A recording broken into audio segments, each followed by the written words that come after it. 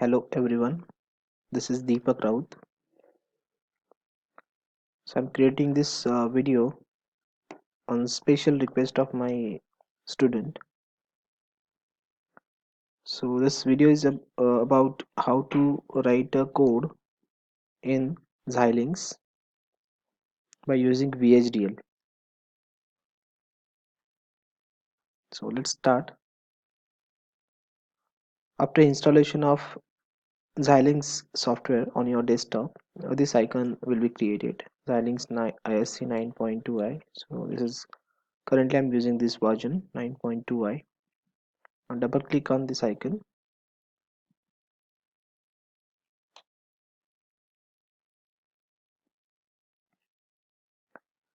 So after double clicking on the icon, this is the window which is given by the Xilings ISC.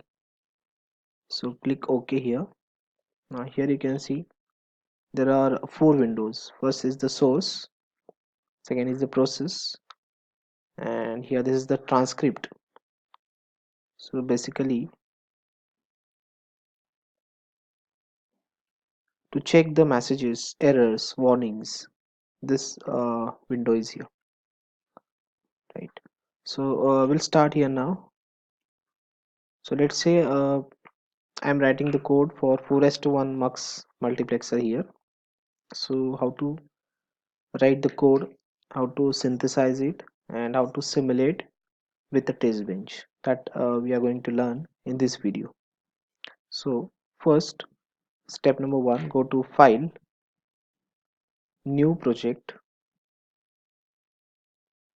So this is new project wizard here. So here project location, first you have to select your project location. So what I'll suggest, you just create your folder with your name or maybe the roll number, and you save it all projects there only. And here project name. So now let's say I'm writing a code for 4:1 mux here. So this is my project name, and always top level source type is the HDL for VHDL and Verilog languages. Then go next. So this is the important wizard here, window here. So here you can see this part is the hardware description.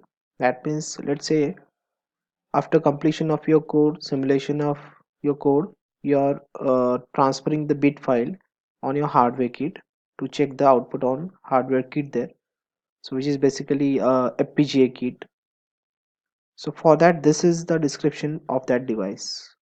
So in our lab we are having the kit with this specification, so that's why we have selected this family Spartan 3E. Under this family we are having this device XC3S250E, and under this device specifically we are having this package PQ208, and this is -4 as it is. So this is basically for hardware description.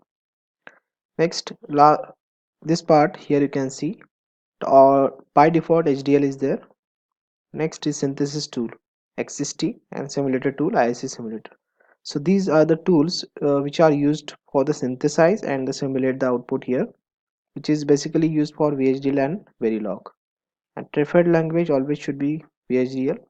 Sometimes by default it is having the Verilog, so just change it to VHDL. Then keep all of the settings as it is. Go next, next, next.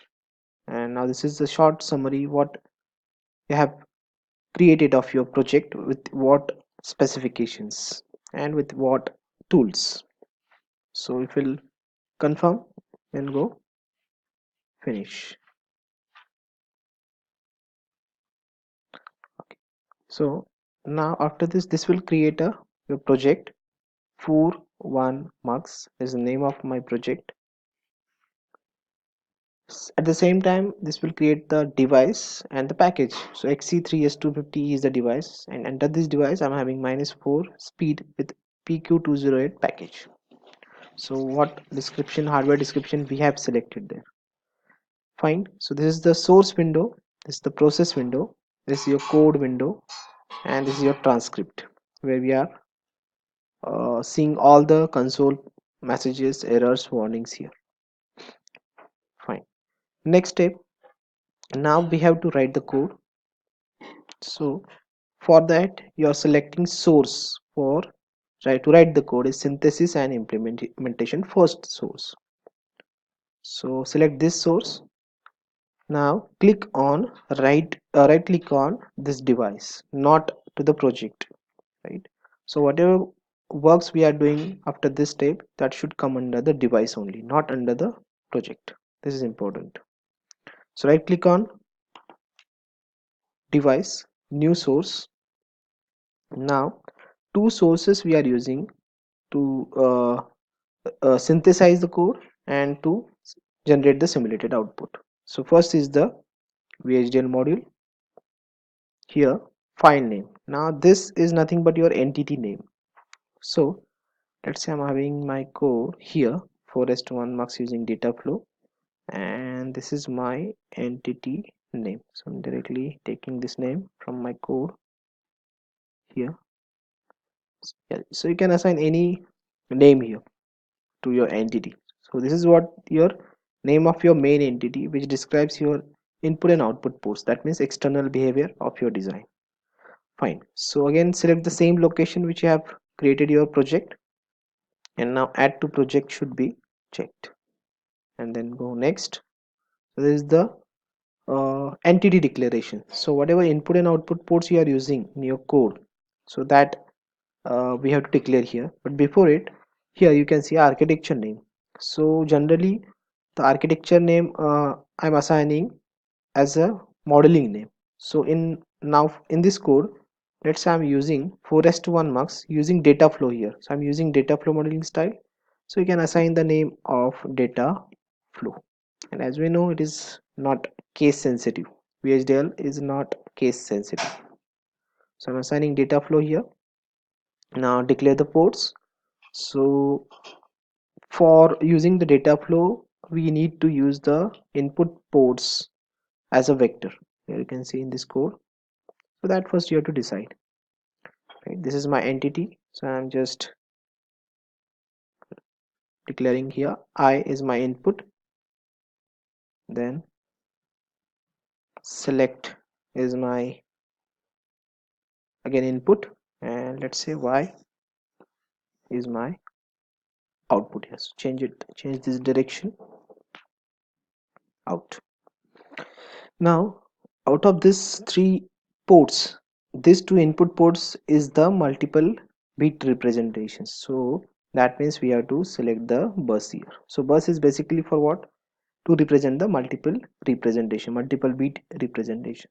So now I 4:1 mux means it's a 4 bit.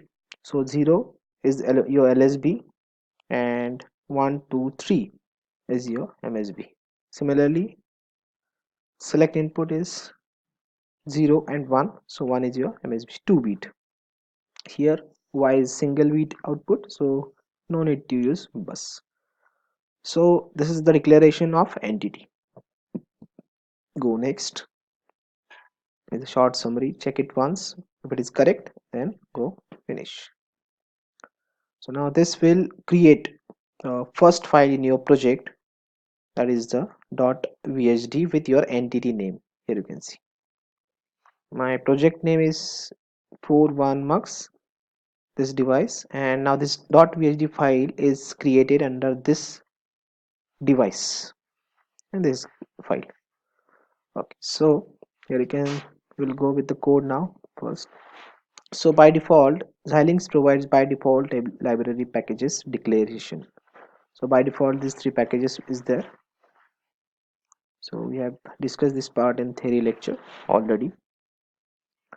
And now you can see data entity is also ready. So two ways to write the entity. Either you can write entity here in this code file .vhd file, or else you can use the first method which we have used here, that is a declaration in entity window wizard. Fine. Now what the part is remaining is what the architecture. So in my code is ready in text, so I'm taking the directly architecture part here. So in between begin and end we have to write the concurrent statement because it's a data flow. Okay, so now next, so we have written the code. Now once your code is complete, just save this file. So control S. So this is here you can see mux underscore 41 underscore data flow dot vhd file created here. Now we have to check our code whether it is error free or not. So how to check? This is my project. If I'm clicking on project, here you cannot see the synthesize tool. If I'm clicking on project device, again it is not available here in this process window. But if I'm clicking on .vhd file, yes, here you can see synthesize XST tool. So you have to click on .vhd file only. Next, click on .vhd file, synthesize, split the cell. Here you can see check syntax and other options are here. So out of this we are using check syntax and view RTL schematic. So first check the code. Here it will take some time, and here you can see process check syntax completed successfully. That means my code is correct. And at the same time, let's say if I'm doing like this, go to check, I've forgot to write semicolon here. Save this file and you can check here, check syntax. It will give the error, pass error, right? So expecting comma line number 45. So this is my line number 45, but actually error is here, right? So terminated by semicolon, and now again save that file and check syntax. So it will eliminate that error.